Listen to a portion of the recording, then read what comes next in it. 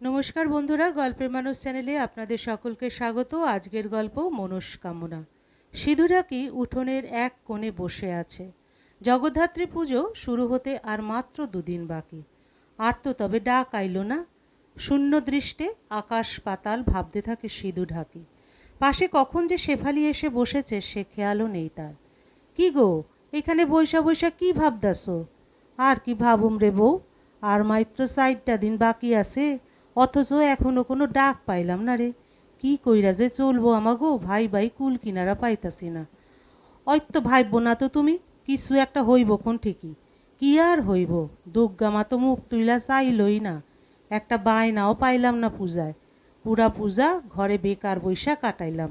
এখন যদি জগদ্ধাত্রী পূজায় যদি কোনো বায়না না পাই, তো সংসারে খরচাটুকু চালামু কি কইরা? মা দুর্গা আমাগো মতো গরিব মানুষের কথার ভাবে না রে। আমাগো কাছে তেনার জন্য ভক্তি ছাড়া তো আর কিছুই নাই। আরে তখন থেকে খালি ভাবদাসো, ভাইব না গো, অত ভাইব না। যা ভাগ্যের লিখনে আছে তাই হইব। যাও, বেলা বইয়া যায়, তেল দিয়া পুকুরে ডুব দিয়ে আসো। হ যাই যাই। সিধু নাইবার জন্য পুকুর ঘাটের দিকে রওনা দিলে শেফালি কপালে হাত জোর করে বলে, মা গো, রাগ কইরো না যেন। টানাটানির ঘর, তাই ওপর পুরা বছর আমার স্বামীর তেমন কাজ নাই। পূজার সময় আশা কইরা বইয়া থাকে যাতে একটু বাড়তি কামায়, তাই আহে নাই বইলা মানুষটার পাগল পাগল অবস্থা, মনে কত কষ্ট। আমার স্বামী তো আর জানেন না মা, এমন হওয়ানে আমি কত খুশি হইছি। প্রতি পূজায় স্বামী পোলা কাউরেই কাছে পাই না। 2-4টা পয়সার জন্য আমার সবটুকু আশা, আমার সবটুকু সুখ শান্তি আমার কাছ থাকতেই পারে না ওই কয়টা দিন। এই দুঃখটা যে একমাত্র তুমিই জানো মা, তুমিই জানো। না এলো বেশি পয়সা তাতে কি, স্বামী পোলা নিয়া তো পূজার দিনগুলো কাটাইতে পারলাম, এইটাই বা কম কিসের কও? কিন্তু এই কথাটা বুঝামো কি কইরা তারে? পূজার সময় যখন ঘরের মানুষ ঘরে ফিরে, তখন আমার ঢাকি বর ঘর সাইরা চইলা যায় শহরে, পোলাটারেও লইয়া যায় সাথে কইরা। পুরা পূজা খান আমি চোখের জলে ভাসি।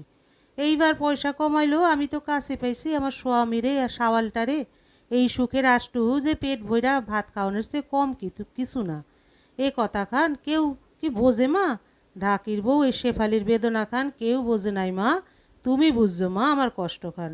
এ বছরে না হয় শাড়ি সেরাই পড়ুম, নুন ভাতটুকু যদি না জোটে মুড়ি বাতাসার জল খাইয়া কাটাইয়া দিমু। কি কও মা তুমি? তবুও তো আমার স্বামী আর সাথে ছিল তোমার পূজার এই কয়টা দিনে। একটা বছরের কষ্ট দিয়া কত বছরের আনন্দরে যে কিনলাম মা, তার কি ক্ষমো তোমারে?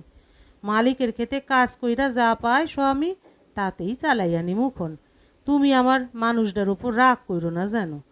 আপন মনে মা দুর্গার উদ্দেশ্যে বিড়বিড় করতে থাকে শেফালি। গরম ভাতের হাঁড়িটা উনুনে চাপানো, তাতে রয়েছে আলু আর বেগুন।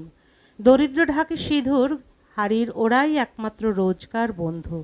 এমন সময় সিধু ঢাকি স্নান করে ঘরে ফেরে, ভিজে গামছার মধ্যে গোটা কয়েক কাজুরি মাছ নিয়ে। আনন্দে শেফালিকে ডাকতে থাকে, ও বউ, কোথায় তুই? এদিকে আয় দেখি একবার। কি হইল গো, অমন করে চেঁচাইতেছ কেন? এই দেখ, কয়খান কাজুরি মাছ লইয়া আইছি, ভালো কইরা জোল রাত দেহি। আজ সবাই মিলে একসাথে খামু। কাল থেকে আবার কয়টা দিন থাকুম না রে ঘরে। কই যাইবা গো? আরে শহরে যামু।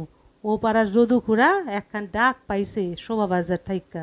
খুড়া আর তার বেড়ার যাওনের কথা ছিল, বেটাটা কাল পইরা গিয়া পা মুচকাইয়া ফেলছে, যাইতে পারবো না। তাই পুকুর ঘাটে আমারে শুধাইল খুড়া আমি যামু কিনা। আমি তো হ্যাঁ কইয়া আইলাম। আর পোলা খান, তারেও লইয়া যাইবা বুঝি? না রে, এইবার আমি একাই যামু, বাবু তোর সাথেই থাকবো। শেফালি মাছ কয়টা টেনে নিয়ে পরম যত্নে কাটতে বসে। আজ আর ভাত সেদ্ধটুকু দিয়ে খেতে হবে না, সাথে কাজুরি ঝোল দিয়ে পরম তৃপ্তি ভরে খা করা। জীবন যখন যেটুকু দেবে সেইটুকুই ভালোবেসে গ্রহণ করবে শেফালি। এত অভাবে দুর্দিনেও মা তার সহায় থেকেছেন। ভাগের সেদ্ধটুকুর পরেও যখন কাজুরি মাছের ঝোল খাওয়ার সুযোগটুকু করে দিয়েছে, তখন আর বোধহয় মরণ নাই এই দুর্দিনেও। বাকি জীবন যখন যেরকম তখন তেমনভাবেই চলবে শেফালি।